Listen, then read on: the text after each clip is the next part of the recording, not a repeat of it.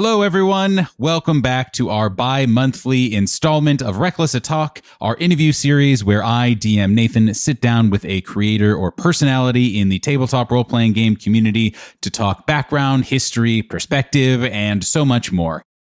This week is an incredible treat, both for me and for you all, as I got to sit down with Cassi Mothwin, a Ttrpg supplement author extraordinaire. Cassie was an early connection that we made on Twitter when her now legendary product, What Crooked Roots, was a far-off work in progress, and she has become one of my and our podcast's closest friends. You may recognize her. She gave us our first bit of fan art, however many weeks and months ago, and we have somehow only fallen deeper into friendly platonic love with her ever since. Then, on top of all that, she went and released What Crooked Roots, her mind-blowingly good folk horror encounter and history supplement for D&D and other RPG games, and decided to add the title of one of our favorite creators to her list of honorifics. Cassie and I sat down to talk folk horror, inspiration, research, and turning the switch from hobbyist to public creator. She was, of course, an absolute shining star.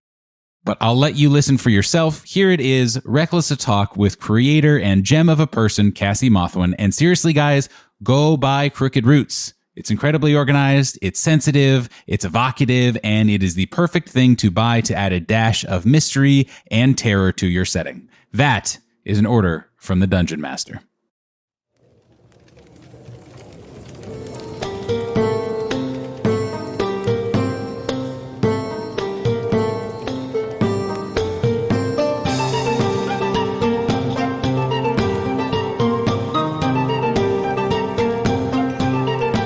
Hi, Cassie. Hi, Nathan.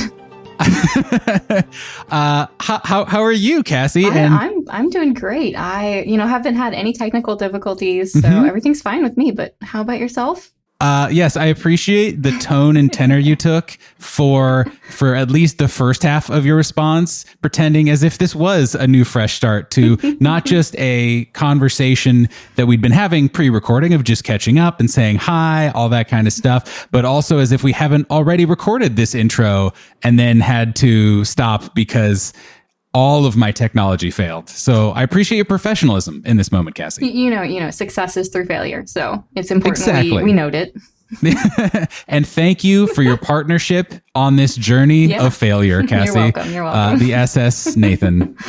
But we're not here to talk about technical difficulties, Cassie. We're here to talk about your own excellent, wonderful self. You paused after your own like that. Like we were going to talk about my failures. I don't know. Which we can. Well, we'll see what direction the interview turns, I guess. That's not really the vibe I was going for. But, I want this to be a conversation. Let's go. We're both taking turns, taking the lead here, taking the reins. So if you feel like that's the direction you need to go, man, we're here for it. Failure's an important part of art. But at least for now, right, what we'll stick to is telling our incredible listeners, hey, who are you, Cassie? Introduce yourself. Hello, beautiful listener. I am Cassi Mothwin. I have written and mostly illustrated by myself with the help of my wonderful partner and husband, Joshua Peters, What Crooked Roots, which is a folk horror Dungeons and Dragons supplement that I have been told works very well in other systems. So, even if you're not a Dungeons and Dragons fan, perhaps check it out on my Ko-fi, Ttrpg, and or Itch. All three, if you're feeling really generous, Indeed. I think I've downloaded on at least two of them. Yes, I should do the full circle back to make sure that I have. I've seen you on Itch and Ko-fi, so yes, you're getting your punch card for sure. Yeah, exactly. Good. Oh, and also you use she, her pronouns, correct? Yes, I do. Thank you. Excellent. So, Cassie, we are here today not just to talk about your phenomenal supplement to all tabletop role-playing games and really just kind of wonderful piece of fiction that you've created around What Crooked Roots, but about you, about your path as a creator, the priorities you have, the approach that you take, and just kind of learn a little bit more about who you are and what your whole vibe is about, which thus far has been an exclusively wonderful vibe. Oh, well, thanks. I'm curious, and I start a lot of my interviews this way, especially with this being Reckless to Talk, a nominal D&D TTRPG discussion podcast. So what was your first exposure to Dungeons and Dragons and or tabletop role-playing games, or maybe even just kind of the fantasy genre to begin with? How did you dip your toe in to become the creator that you are now? So I'm a high school play kid. I think a lot of Dungeons and Dragons folks probably are. Oh, yes. So I've always been interested in role playing or, pretending to be someone else. So that is not out of like my wheelhouse at all. And I've heard rumblings of Dungeons and Dragons for a while, but no one had pitched it to me as like, oh, you get to be in a play without an audience. You don't have a script. You just get to be in a play. And I was like, never told that. I just was handed a 3.5 character sheet at one time, and it was extremely overwhelming. So I was like, this is not for me. Thank you. Bye. And I was handed a book without a lot of pictures. One of the I think it was a 3.0 or 3.5 book. I was like, how do you play this? This isn't a game. This is a novel. I don't understand. So that was my first experience with Dungeons and Dragons, was a lot of text boxes and an overwhelming character sheet. Then I started to try to make board games, role-playing games, without realizing it. I'm very interested in the Call of Cthulhu mythology. I feel like everybody is, because it's in the public domain, so it's so easy to pick it up and shape it into whatever you want. So I was playing a lot of Eldritch Horror for a while, which is like this massive board game that's 4 to 5 hours long. And I always would tell the people I'm playing with, hey, you're getting a character card, but become that character. It'll be fun. Be Hank the farmer. Do it. It'll be fun. Awesome. And this was before I understood the concept of role-playing games. So then my brother was talking about how he wanted to get into Dungeons and Dragons. And I was like, why? That's so weird. It's awful. I'm not a very supportive person, I guess. Not in that moment, at least. Yeah, but we have a local board game restaurant here where you go in and you you can pay a fee to go in and play board games while you eat, and however much food you order takes off $1 off your entry fee or whatever. Anyway, they were holding a Dungeons and Dragons introductory session, come to this. We'll teach you how to play, and we'll run a little one shot for you. And I think it was free. And I was like, hey, bro, also, I refer to my brother as bro, non-ironically, because his name is also Josh, and my husband's name is Josh. I know. That seems like a good... I mean, we, our own brothers on the podcast, David and Jonathan, do that, and Sophie has also adopted it. But yours is definitely a lot more... there's utility to it, yeah, so I'm as always opposed to colloquialism. Bro. But anyway, so I was like, hey, bro, there's this Dungeons and Dragons thing, you should go. And he went, and he's still in that group. That was in... Really? That was in 2018. He's taken over. The GM of it ended up moving, but he phones in now for sessions. So they're still going. Wow. And he came down that Christmas. This was after my wedding. I got married that year. And so I had room for hobbies suddenly. I wasn't planning a wedding anymore. And that was when I made my first bard, of course, because I like to perform. And that's the rest is history. So I owe everything to Joshes, basically. To the dual Joshes in your life. Yeah, the dual Joshes. So was there so you mentioned that you were just kind of unceremoniously handed a character sheet in your first exposure, and it's like, here's all these rules, blank. here's... Yeah. It was blank too. Yeah, it was blank. Build your character. Did you end up playing No. that? It was just like, nope, not for me. Yeah, well, I was in undergrad at the time, and I'm an English major, or I was. I have the degree now. So I was already doing a lot of reading in my spare time. Yeah, so I was like, I don't want to do more reading. Yep. I don't want to do this. It's interesting that you say that, because rule books are not inherently, especially some older ones, made to be interesting reads. They're frequently there just to get the information across, and there's cool stuff in it, but it's not woven in cool, it's not necessarily accessibly or fictionalized or anything, written in that way. Whereas your supplement definitely is, but we'll get to that later. So do you remember on that second go around, other than your Josh bros instead of Josh husbands, kind of just general interest in it, do you remember how it was it pitched to you in any way to kind of get you back on board, or were you just kind of swept up into their own enthusiasm and you're like, okay, cool, I'll go again just because you want to go? So the tired answer of Critical Role emerges. It is it is influential for a reason. Like, people were influenced by it, and that's great and wonderful. So I think part of my issue with Dungeons and Dragons was I didn't know how it worked. My brother said, well, why don't you check out Critical Role? It's a bunch of voice actors playing. It's a really well done production. They just started season 2, and you can see how it works. And so I love to fall asleep to podcasts, so I turned it on to fall asleep to, and I couldn't fall asleep because it was so interesting. So then I started watching it casually. I wouldn't say like I'm an avid fan or anything. Like, I don't have any stuff, and I'm total behind on all of the things Critical Role. But it was influential in terms of like seeing how to play Dungeons and Dragons. And I'm not saying like their way is the best way or anything, but it really helped me formulate an understanding of what was expected, how it can function, and how it can work. So after, I think I maybe listened to 2 or 3 episodes, and they're 4 hours each. So I mean, that's still a lot of content.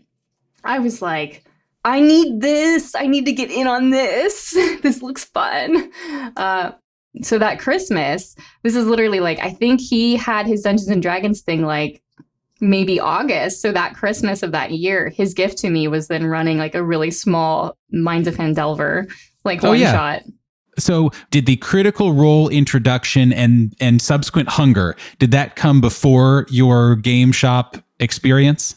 What do you mean by my game shop experience? Oh, so when your brother was like, hey, I want to try this out. And did you go to the game, or was your first experience when he had already gone and played and then brought the wealth of knowledge? He wouldn't stop talking home about it, right? It's kind of like you and Reckless Attack, the podcast. Like, after so long, someone's really excited about something. It's like, all right, I'm excited about it too. I'm gonna be involved in this. I gotta have a piece of this. It's awesome. It's making you happy. I want to be happy too. Yes.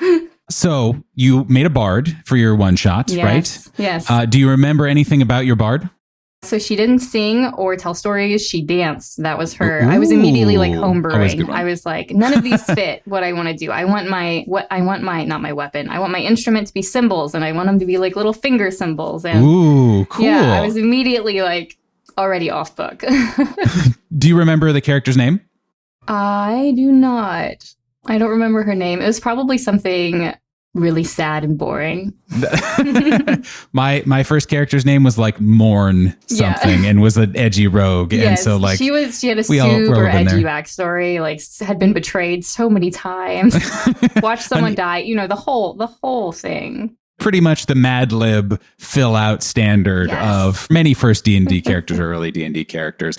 So when you actually sat down to play, and kind of as you've been playing, what does tabletop role-playing game play or running, what does it do for you? Is there any particular itch that you're like, this fulfills me in this way, or I'm interested because it lets me grow in this way or express myself in that sort of way? Gosh, okay. So that is a really, really big question, because I've been playing so many role-playing games lately. And I've also played Call of Cthulhu for like over a year. I'm not playing it anymore, but I was. So I have I wouldn't say quite a bit experience compared to some folks, but I have a range of definitely. games. More than I do, certainly. I think one big part of playing Dungeons and Dragons and other games is just being able to tell silly stories with my friends. I grew up like really poor. I didn't get to travel much. Even still, like, I don't get to travel much. So having an outlet to be creative, that is kind of a low entry fee. I mean, there's arguments that Dungeons and Dragons is expensive, but I think the OGL is free, and it has tons of stuff to help get you started. And I think a lot of people borrow and use the same book. And then with the advent of D&D Beyond, it's even easier to access now. If you know somebody who has an account and has stuff, it's like I'm sharing one of my accounts, and D&D Beyond is totally okay with it, with some people I don't know. So there's like that community aspect that I think Dungeons and Dragons has a little bit more of than some other games that I really like.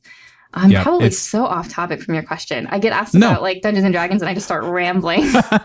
No. But it's all talking about, again, your experiences and the breadth of them, and why D&D is obviously popular. So no, it's all tracking. I'm with you.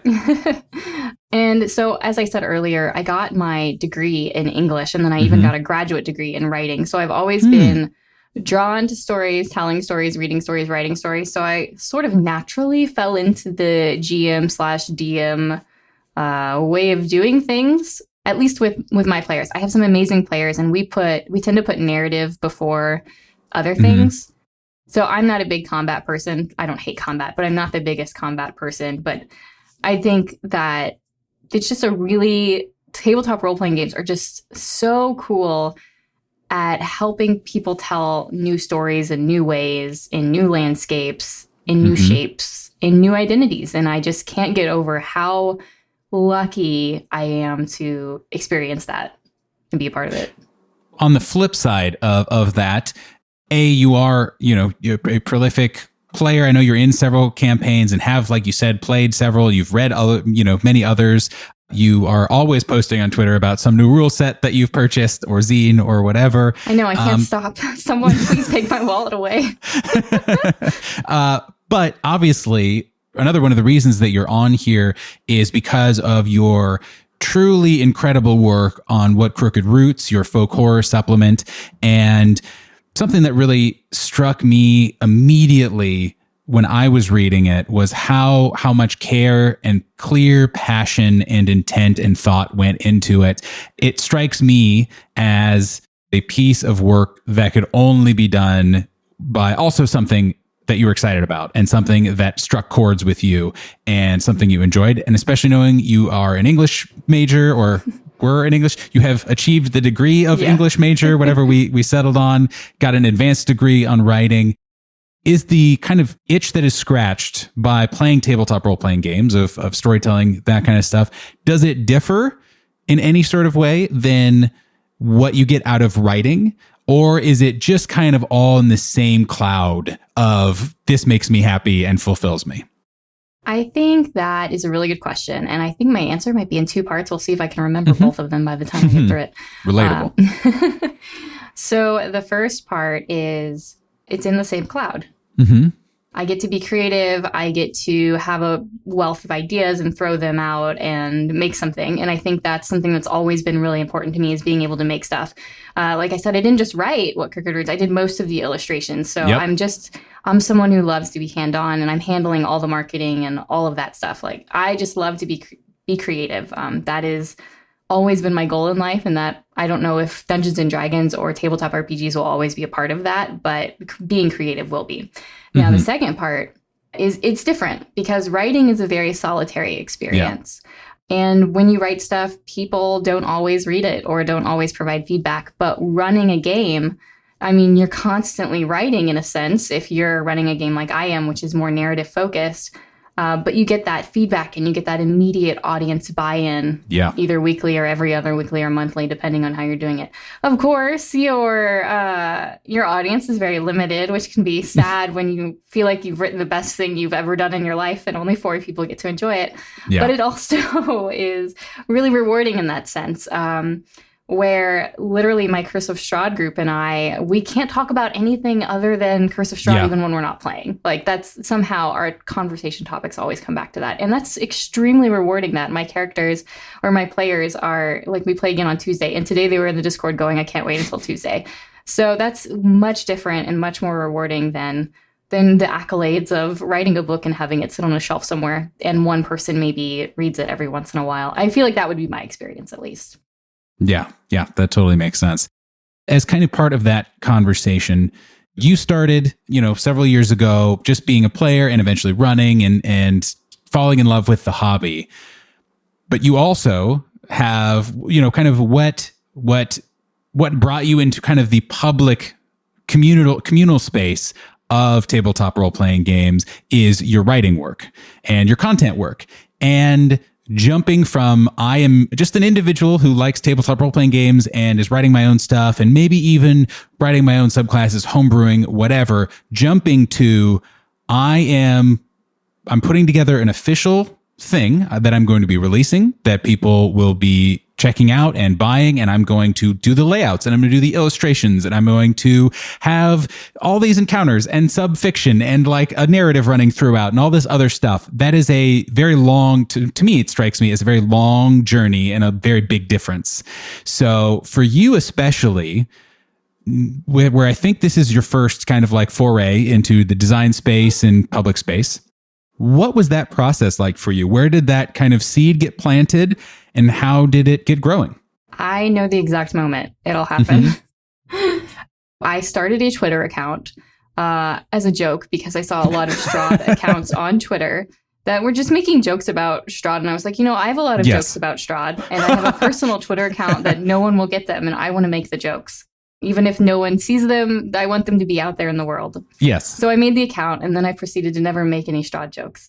But I did connect with a lot of other Curse of Strahd folks and fans, and just some random people who were running Curse of Strahd here and there. I followed Dragnacarta early on because he's been a just amazing inspiration when it comes to running Curse of Strahd. And as a DM in general, he's got some generally just great advice for any GMs, no matter I think what version of Dungeons and Dragons you're running. So I just wanted to keep up to date with what he was doing. And then I was watching Twice Bitten, so that pulled Kaya into the mix. Kaya was using Twitter pretty frequently, and she was a great player. She's an amazing player. So I was just wanting to sort of follow her and see what was going on with her. Then what happened was I sent out a survey to my players, and I asked them at our 6-month mark, how is the game going? Is there something missing from this Curse of Strahd game in terms of horror? And Von Richten's Guide to Ravenloft had just come out, and they had broken out all the genres of horror. And so I had listed those out, and I was like, which of these do you want to see more? It was anonymous, but unanimously, they all wanted to see folk horror. Interesting. So I had no experience with folk horror, so I hopped into the Discord, the Curse of Strahd Discord, and I may have even hopped into the Von Richten Discord. I was in a couple different places, and I was Googling folk horror encounters for Dungeons and Dragons, not finding anything. No. And I was like, okay, I'll just make a table. I'll make a little random encounter table. Yep. It'll be like a little one sheet. It'll be no big deal. No thing. Easy. So then there was a Work in Progress Wednesday on Twitter. I had no idea that was a marketing thing where people were posting the stuff they were planning on selling at some point. So Dragnacarta was holding one. He's like, hey, tell me what you're working on. I was like, oh, I'm going to make a random encounter table of folk horror stuff. And then he quote tweeted me and he was like, I'm so freaking excited for this. This is going to be awesome. And I was like, oh no. What you meant, I am doing this fun thing. And what the internet heard was, I am creating this folk horror product. Yes. Got and it. I am a burnt out gifted kid. So therefore, I must exceed expectations. Pot, meat, kettle. So I went all in, which I'm not mad about. It was super fun. It was fun to see people excited about something because I never believed that I would be someone who was publishing stuff for Dungeons and Dragons or tabletop RPGs in general. I always thought I would just be a really big fan of them. So it was really fun and I doubt Dragnacarta even knows that he was like this huge trigger for this.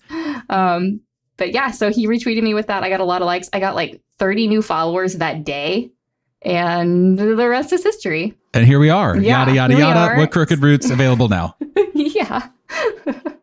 And for people, since we shouted him out, Dragnacarta is the very excellent dungeon master for the Twice Bitten Curse of Strahd game, which is on YouTube, I believe, right now. I think they are. They also have podcasts, if you're more of a podcast person.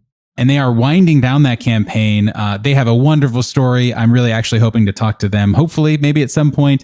But you definitely check them out, look them up. We do not have the time to talk about how awesome they all are or what their whole deal is, but it's really a wonderful little project. And they're all individually wonderful. I want to take a step back, and something that you had mentioned was that you really weren't super familiar with folk horror, or at least not to the point where you could just be like, okay, cool players, folk horror, that's what you want. Let me just pull on stuff. It sounded like you had to do a little bit of research and a little bit of looking into it. And one of the many, many incredible parts about What Crooked Roots is Not only do you have really excellent content warnings by adventure, you have short fiction inside of it that runs throughout the book. And on top of that, really incredible, thought out encounters, flavorful, beautiful things to just drop in the middle of your campaign to make your world a little bit weirder. But you also have essentially an essay about what folk horror is. Can you just talk a little bit about what went into that process of growing into someone who can talk about folk horror and knows about it and created this lovely genre fiction through it? Yeah. So my first ever encounter that I wrote for What Crooked Roots is sort of what's on the cover. It's the hands holding this piece of questionable fruit, which if you look closely, it might be bleeding, maybe. I don't want to say it's blood for sure, because then it might not be able to be posted on like Drive-Thru-RPG and such for gore, question mark. But anyway, so that was the first one I wrote. And I was like, all right, this is definitely folk horror. Maybe a little mix of body horror, but it's definitely folk horror. So then I took a step back and I said, all right, well, how am I defining folk horror? Like, sure, this is folk horror. It feels folk horror, but why? Yeah. So that's when I started making my own bullet point. I was like, okay, well, this is what I think it has to have something to do with nature. I think it has to have something to do with something weird with people. There the folk quotation marks have to be involved. Yep. And it has to be scary. Okay, but there has to be more to it than that. So then I did the super surprising Google search of what is folk horror. Yep. Yeah. And that led me down the road of really exploring and furthering my own understanding of what that was, and sort of building out a checklist of things I wanted to refer to as I was writing my own encounters. And I think something else that is very true about folk horror and many genres is that the definition is different for many different people. So I mostly wanted the essay to be there so that folks understood how I was defining it. Yeah, that makes a lot of sense. Yeah, because if I say folk horror, some people automatically think, oh, that means fairy tale gone wrong. And I've actually had some people tell me that your book didn't have a lot of fairy tales in it. And I was like, well, it's because my version, what I was looking at in folk horror is a little bit different from that definition. But it's not to say it's wrong. I think it's a genre that is a weird, floaty genre that just mixes in with a lot of different stuff, which I think is kind of true for a lot of horror and subgenres. Yes. Yeah, it's a subgenre. And like horror, you can say a thing is a horror thing, meaning it is a scary thing. And like, cool, that's a horror thing. But once you start getting into boxes, people have different boxes. Yeah. Precisely. So Googling it, I came across Adam Scoville, who is sort of like a folk horror scholar. He doesn't have as far as I could tell, he doesn't have a PhD in folk horror or anything. I don't think a PhD in such a thing exists, but he's written one of the only texts available. Unfortunately, I could not get my hands on that book because of the pandemic. The libraries weren't, I would have had to do like an interlibrary loan nonsense and wasn't working due to the pandemic. So I was not able to read the book. However, I was able to watch several documentaries. I purchased several books with short stories in them that were defined as folk horror. And I also watched several movies that are quote unquote folk horror, which sort of just helped me really get in the vibe, really get in the zone. I know I've shouted him out so much, but I just have to shout out my husband again for being so patient with me. As he would come home from work and I'd be like, I found this new movie and we need to start it in literally 15 minutes because it's long. We watched like a 4-hour documentary one night and he was just like, all right, let's do it. Wonderful. A true champion. He's amazing. Yeah. I think that answered your question. Yes, absolutely. So then the question then becomes, and again, for anyone who's wants to read through, again, it's a really wonderful essay. I learned a lot about it, even through reading that. But for you, what is your, at least the Cassi Mothwin definition of folk horror, especially as you were trying to capture it in what Crooked Roots? It's so complicated. Yes. That's why you wrote an essay about it. Yes. Okay. So the definition that I've sort of been rehearsing and giving to a few people is that folk horror sort of came out of when the folks in Britain moved out of the woods. They left the rural area and they became more civilized, so to speak, in communities. They forgot what happens in the woods. They forgot the rituals they used to attend to, the things they did to keep the bumps away at night, right? That's not to say that these things were extremely important to them, but there's always that sense of anxiety of, like, I don't know how to survive in the woods. If I were to get dropped in the woods, I don't know what lurks there aside from the animals. But if you're superstitious, that can become a real fear. And so folk horror was sort of born out of what is lurking there. And I sort of try to stick to that question, constantly trying to answer that question. What is lurking in the shadows and how can we make it worse? How can we take your imagination of what could be there and somehow outdo your dark imagination? Yeah. So something that I know you have talked a lot about is just the kind of the stunned success that you have met. You've gotten so much good reception because it's an incredible work. I will keep saying that over and over. Everyone should read it. How have you kind of processed the explosion of interest and support and people buying and trying and saying, hey, I used your product over these last few months? Not well. Yep, relatable. I get that. So at first, no offense to you, Nathan, I thought it was just people being nice, and you were being really nice, and a lot of people were being really nice. And I was like, everybody's just being really nice. I worked really hard on it, and I'm glad some people donated a lot of money, and I was really surprised because it was pay what you want initially for, I guess, the first 2 months. It was pay what you want. So I was really surprised. And then I was getting the, not angry, but the kind messages that were like... Firm, hey, we'll say. Firm, yes, kind and firm.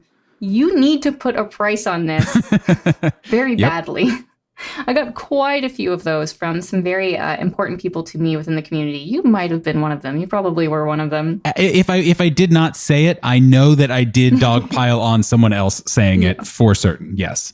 So it was, I think it took a lot of convincing for me to feel worthy, I think, of all of that praise. And I still don't necessarily feel worthy, which is why I try so hard to promote everyone else as well on Twitter and even on Twitch. If you hop into my Twitch stream and I know even a little bit about you, suddenly I just want to, tell everyone about everything you've ever done in your life. You have paused many a playthrough of games that I have watched to be like, this person just joined the chat.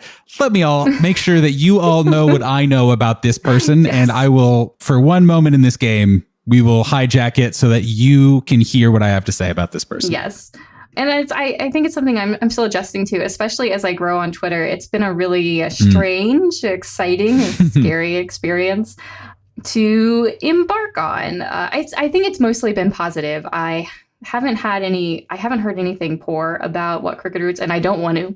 If you have anything poor to say, don't tell me. Yep. I'm fine. Yep. I'm good. I don't. Same with Reckless Attack. It's like, hey, it's not going to be for everyone, or our style's not going to work, or the format, or whatever. And hey, totally good. It's art. Art is subjective. Move on. Find what works for you. We don't need to hear about it. It's fine. Just go find your cool thing. And even if it's not us, but don't tell us. Yes.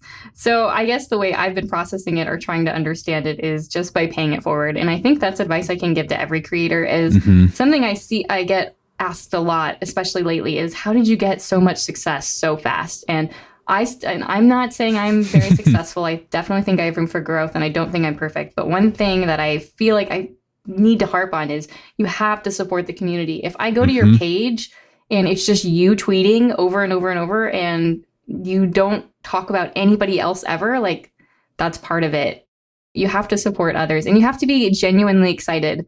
Like, I am genuinely excited about everything I talk about. Yes, right. To an annoying amount, probably. Never. As a frequent target of said enthusiasm, never. No, always welcome, always beautiful. But yeah, I think that is something that you do very well in the space. And you do it with enthusiasm and follow through too. I see you in every stream. Like, I say hi, chat, and then somehow Cassie's already been there for 10 minutes. And, you are always trying out new systems. You're reading things. You are playing through things and are doing more than just kind of uplifting, which you are doing, and community building and networking. But I think part of that comes from a literature background. It was always harped on by someone I really respect. My thesis advisor or director actually was like, if you want to be a writer, you have to be a good community member first. And that means helping other people promote their products, helping others understand where they could grow or where they could be better in a kind light, and only when they ask, right? So I think I internalized that a little bit, and I know it's very apparent in my Twitter appearance, but I try to live out that philosophy everywhere. It's not super healthy, probably. But it's what I'm trying. I think it translates pretty well to the tabletop RPG community. If you want people to be excited about your stuff, you can't just be excited about your stuff. You also have to be excited about what's going on around you. Yeah. Again, and like the grosser, for some people, the grosser viewpoint of that is it's networking and it's, and it's about finding. You can't expect. I don't want to say like I expect people to give back because I'm giving out. I don't want that to be the message. I don't expect anything. I just am saying it worked. Yes. Yep. And I'm super grateful at the same time.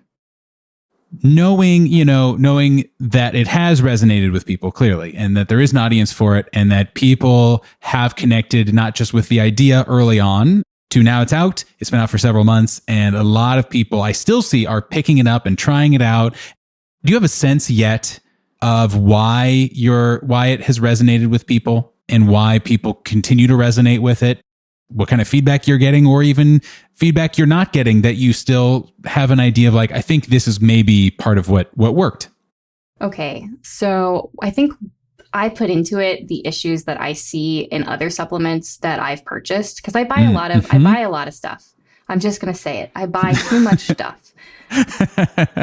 So I have like a list of ongoing issues. I have ADHD, so I always struggle with learning and focusing and studying things that I buy.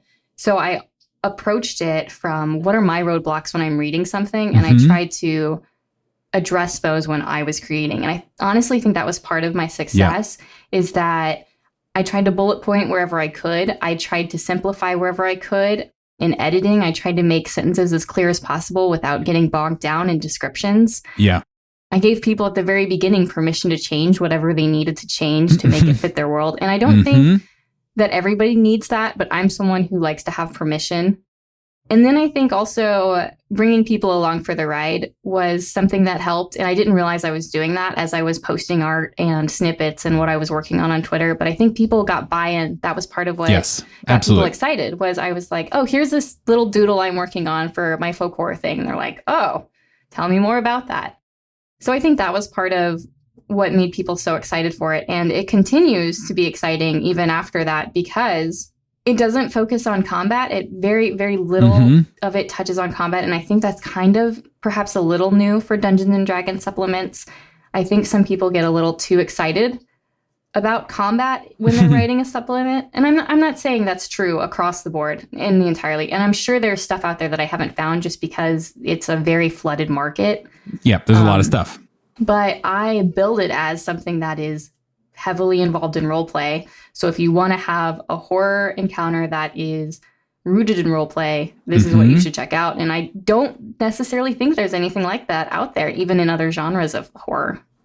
Yeah, I think you did a great job of being very clear of here's what it is it's drag and drop content that you're of course free to change or whatever, but here's the ideas behind it and here's some fuel for your creative fire. It's going to make your world feel weirder and darker and stranger if that's what you want. And it's also not necessarily just going to be here are combat encounters. Yeah. And I think you did a really great job of hammering that over and over and being very transparent and genuine about here's what my product is going to be. And so the people who wanted it could be like, yes. And then they opened it and it delivered all that and more. I'm really glad to hear it delivered because I do think that's an issue some folks have is over-promising or not even promising, just being wrong, perhaps in their description. So I think that's a very important point is to be detailed and right about what you're selling. Yes, again, and be authentic, be genuine. People will know the second that they look at your thing or they hear about your thing, that if their expectations are not met, then bad stuff can happen. Yeah. It's really, I mean, and you don't have to be as big as my thing was or have a bunch of art. It's just about, upholding your promise. And at the end of the day, people are going to remember if you didn't. Not to say your things can't change or that whatever, they can't evolve or be different or have to be scaled back or scaled up, but letting people know what to expect and then delivering on it. Expectation management. Here it comes again. Always useful. And suddenly we're a marketing podcast. Welcome, everyone. Yes. Well, I'm so sorry. For everyone at home, my background is actually in marketing. That's what I do in my day job. So somehow I always end up back here. We have crammed a PR and marketing team onto one video call, and wouldn't you know it, we start talking about it. Oops. Something that I was curious about. Well, first of all, are you generally, knowing that folk horror was kind of its own specific thing that you had to investigate and kind of invest yourself in, do you like horror as a genre? Like, is that a genre you get a lot out of? Well, first of all, I'm just curious, what kind of horror do you like when it can be, again, specific? So I'm not, slasher, maybe not so much.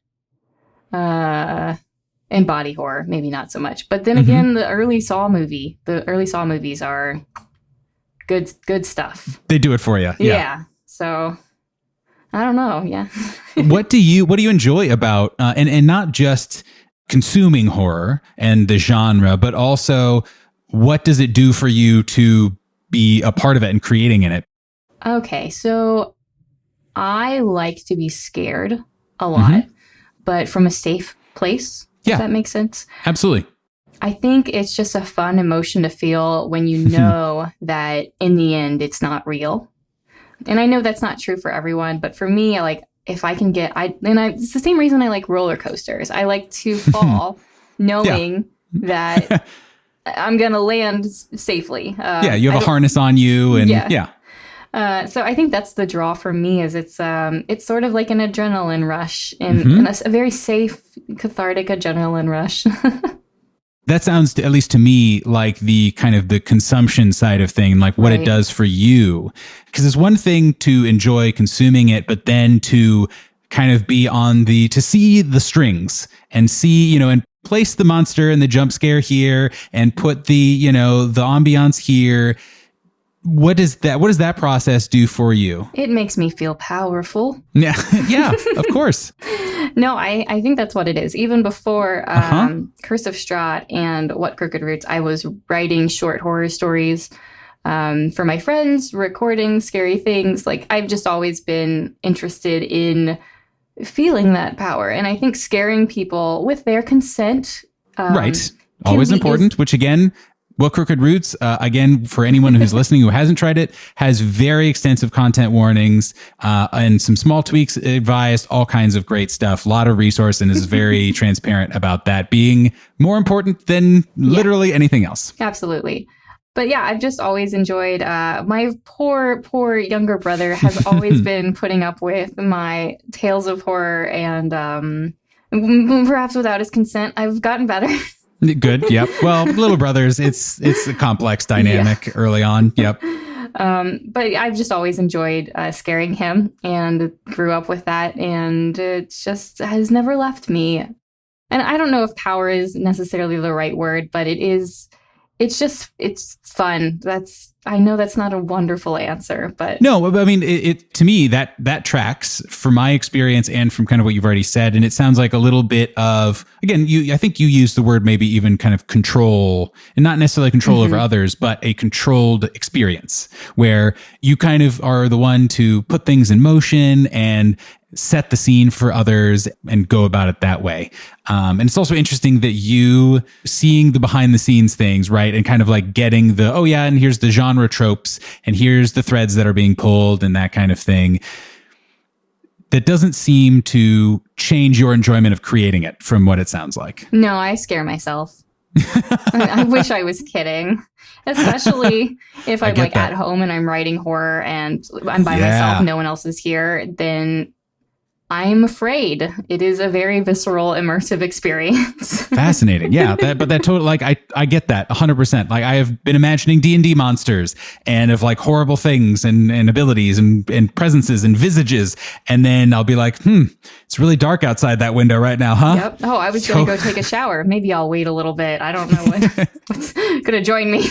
Right. Yeah, exactly. And I think that's perfectly reasonable and maybe even healthy. As a kind of extension to that, and kind of outside of the horror genre, what sort of stories do you enjoy consuming?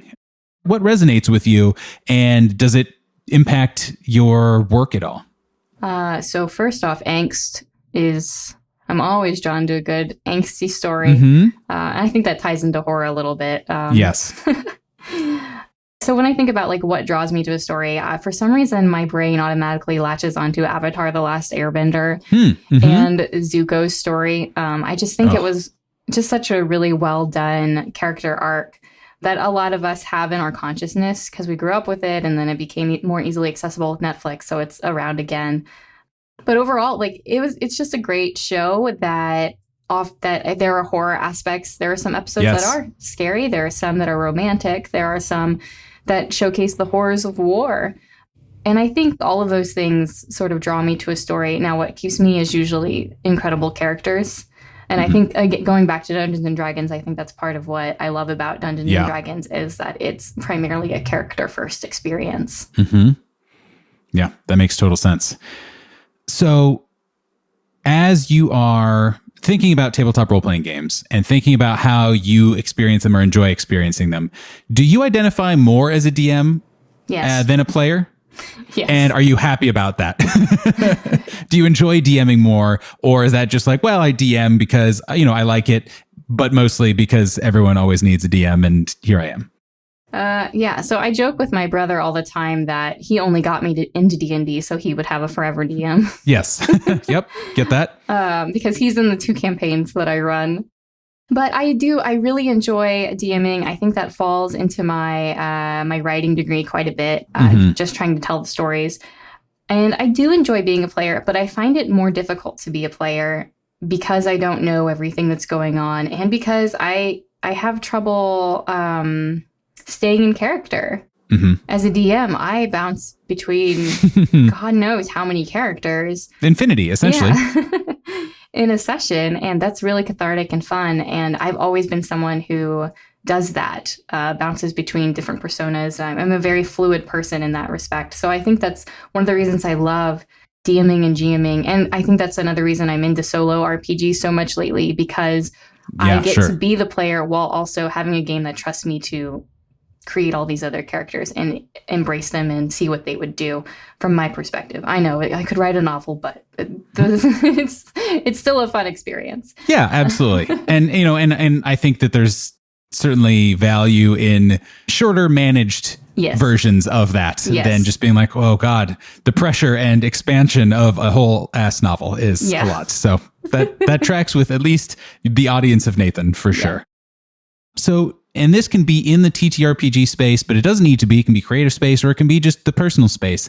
Do you have any heroes or mentors that you've already, of course, mentioned one, your professor, talking about the importance of community, but do you have any people that you look to as like kind of touch points for you that have fueled you, that have taught you something that you try to aspire to be more like, or whatever that means to you?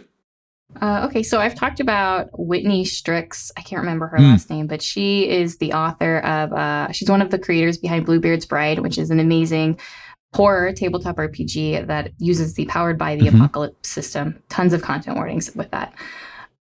Just her whole vibe, the way she goes about trying to be inclusive and use content warnings. I've just learned a lot trying to, within the last couple of years, just sort of like paying attention to her. Not necessarily a dream collaboration, but and not necessarily someone I want to be from like a being of a person. Yeah. But definitely just someone to look up to if you're a woman in the space, I think.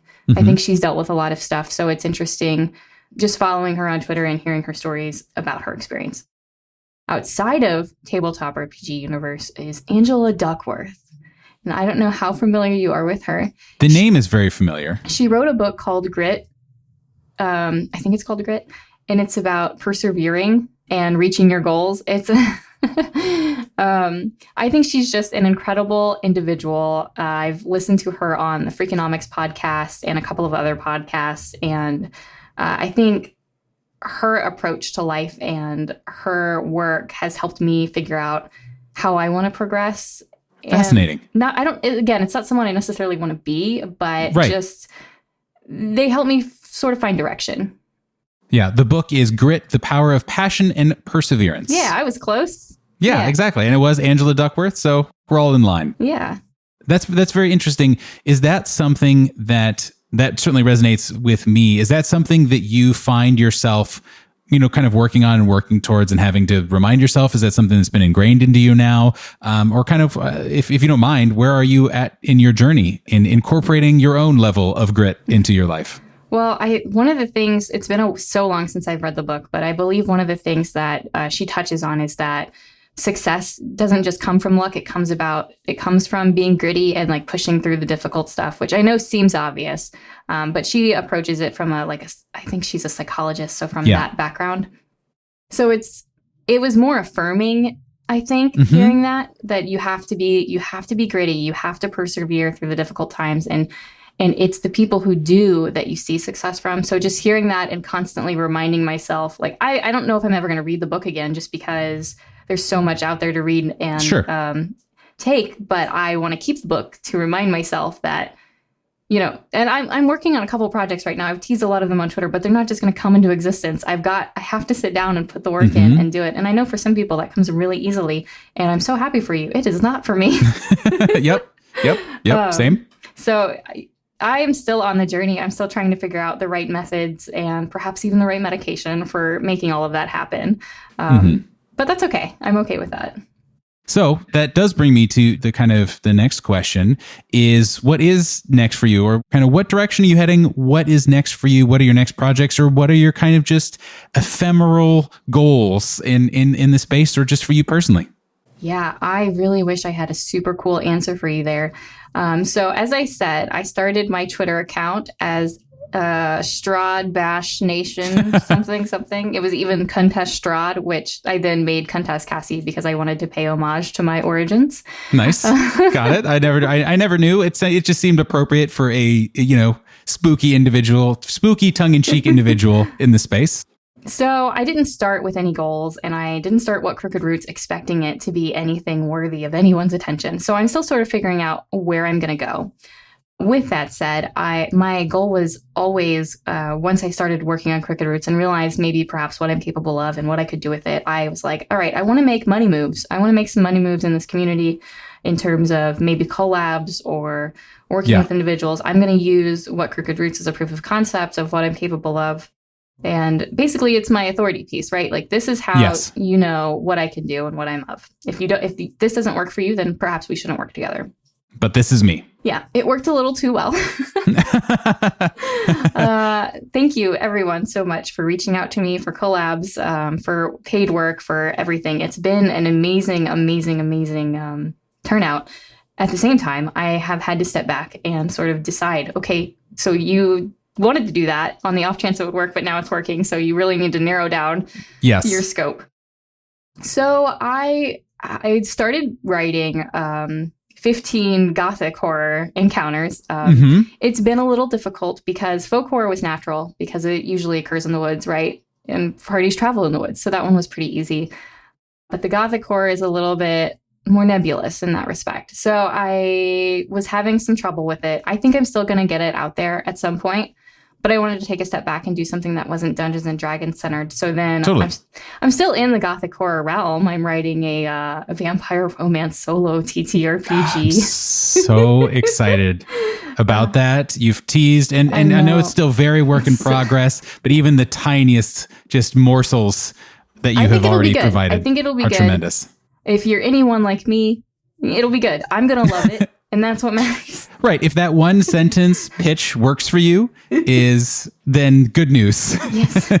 The game should also hopefully work for you. Yes. So that's what I'm working on right now from a tabletop RPG. Oh, I'm also writing reviews. Yes. So see, Nathan, I have this strong desire to remain relevant. Yep. Huh. I don't know that at all. I can't relate to it even in a little bit in the hustle of online presence-ness. So I started writing reviews because I was like, it's going to be impossible for me to produce. I mean, I busted myself trying to release What Crooked Roots in the time frame I did. Yes. It's not healthy. I literally cannot do that again. I went through a little phase afterwards where I had to talk to myself and say, it's okay that you don't have to release like something this insane every 3 months. That's totally okay. Right. So I took a step back and I was sort of evaluating, okay, what's a smaller way I can still contribute to the community while I work on some things in the background? And I was like, well, I like playing TTRPGs. What if I talked about them a little bit louder? And then the amazing David from the Reckless Attack podcast said, hey, I can help you get a website set up so you can, keep track of that kind of thing. So got my website set up. And so that's where I am very slowly posting reviews, trying to be somewhat in-depth, helpful of games I play, not just like the general review you might find on an itch page or a drive-through RPG, but like maybe a step beyond that. So that's one thing I'm doing, and I'm really enjoying that. It is a slow process. But yeah, that's one thing that I think is next, is sort of expanding on that and seeing where that goes. And I'm also in talks of perhaps bringing in guest writers for that. So that's already exciting. Yes. And then streaming, we sort of talked about this a little bit earlier, but it's not a good idea to have your audience on one platform. And I'm not saying like I have an audience. I have a lot of friends, right? And I've told many people that over and over. It's like, you have like dozens of hundreds of friends. So I think they can count a little bit as an audience at this point. I don't really count. Like, I don't know. I don't really like the word follower or it's fan difficult. Or audience. I don't know. Like it's still figuring all that out. Especially starting like we both did, which was I am just an individual or a product in the space and tiny and have no one paying attention to us. I still feel that way, but also that's not true. It's right. We are audience teens in a way where we're going grown, through some certainly. Growth, there's some hormone changes. Exactly. And we're just trying to figure ourselves and the world out. And it's just a little hard and changing and difficult, and it can be different day to day. So the streaming is, I know that sometimes with Twitter, tone can get lost and you can start to forget the person behind the screen. So I thought, well, I bought this microphone specifically because I was starting to get asked to more podcasts and streams and such. And I bought a good microphone and I already had a good camera and I have a decent gaming PC. So I thought, well, I think I have checked most of the boxes you need for streaming. Hopefully I have the personality and I'm just going to do it and see what happens. That way, maybe folks can get to know me a little bit better and I can get to know folks a little bit better from, a different platform. So that was my whole goal there. I don't really have any. I reached my first goal, my only goal, which was reach affiliate someday. You got it immediately, which was incrable and so amazing. Exciting. Everyone's so amazing. Didn't even talk about video games, but we won't. Yeah. But so that's just a little area I'm just sort of cultivating. Cultivating doesn't feel like the right word because I'm not really trying to grow it or anything. If you come and you hang out, that's great. If you don't, that's okay too. It's just a fun little area I'm going to be. It's more that you have planted a wild seed, some wild seeds, like a natural garden. Some crooked roots, if you will. Yeah, some crooked roots, perhaps, and are nominally making sure that it grows well and are tending to it, but you're not, it's meticulously. Yeah, exactly.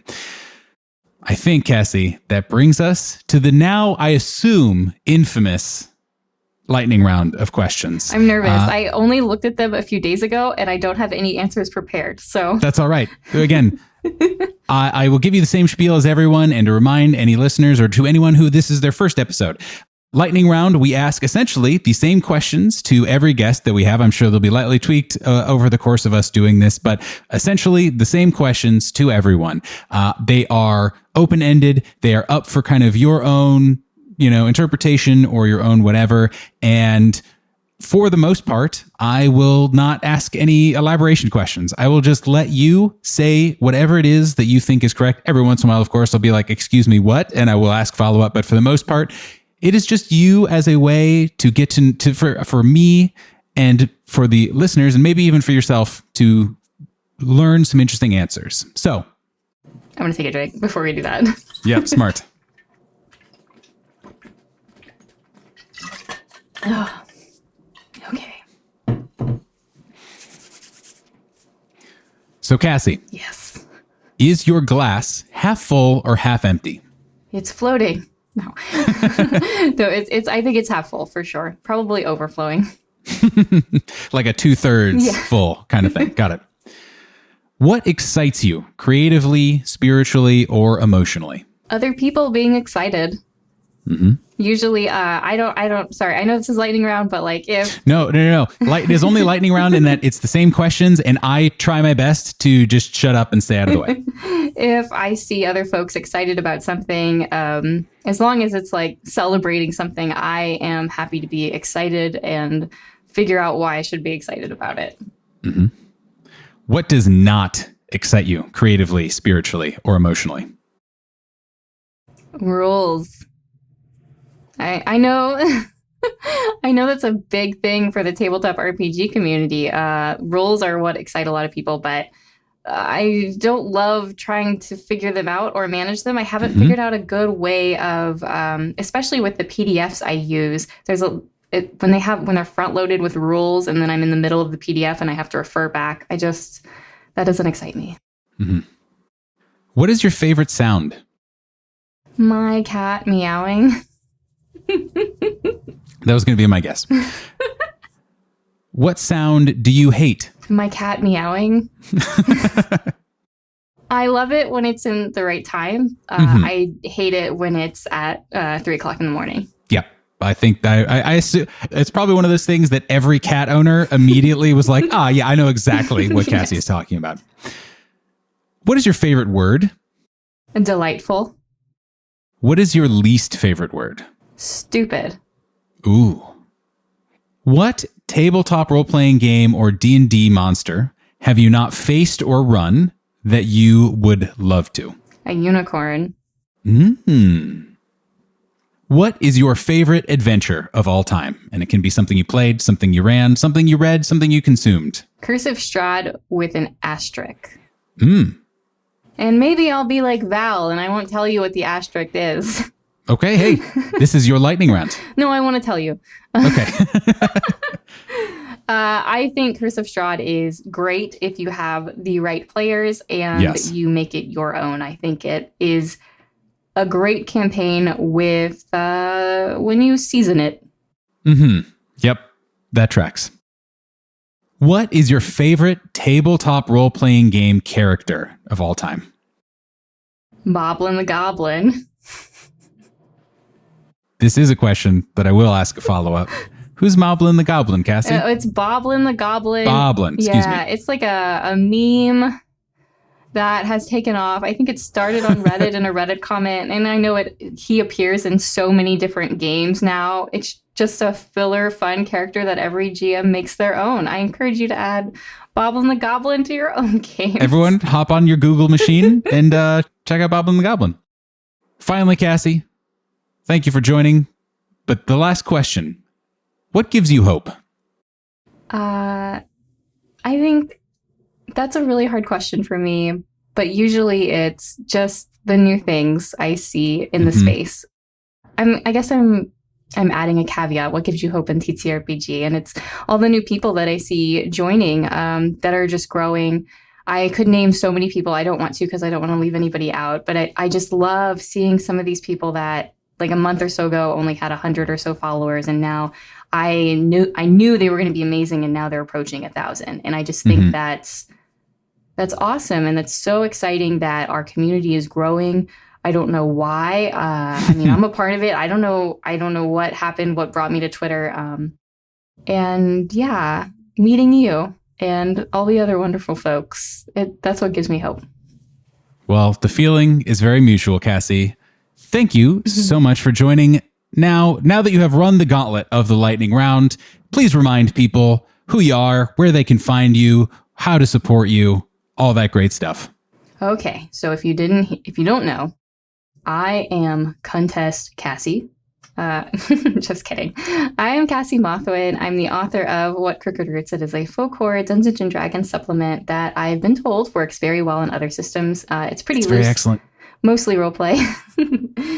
I encourage you to check it out on Ko-fi, Itch, or DriveThruRPG. Follow me on Twitter if you want to hear me yell excitedly in all caps about the many, many things that I buy myself. And if you're working on something, please tell me about it. I love to discover new stuff. Excellent. Cassie, thank you so friggin' much for coming by. Thank you. You lovely soul. It was wonderful. Thank you. Thank you. Thank you. Everyone go check out Cassie. Everyone go check out What Crooked Roots. Cassie, until we speak again, Yeah. thank you.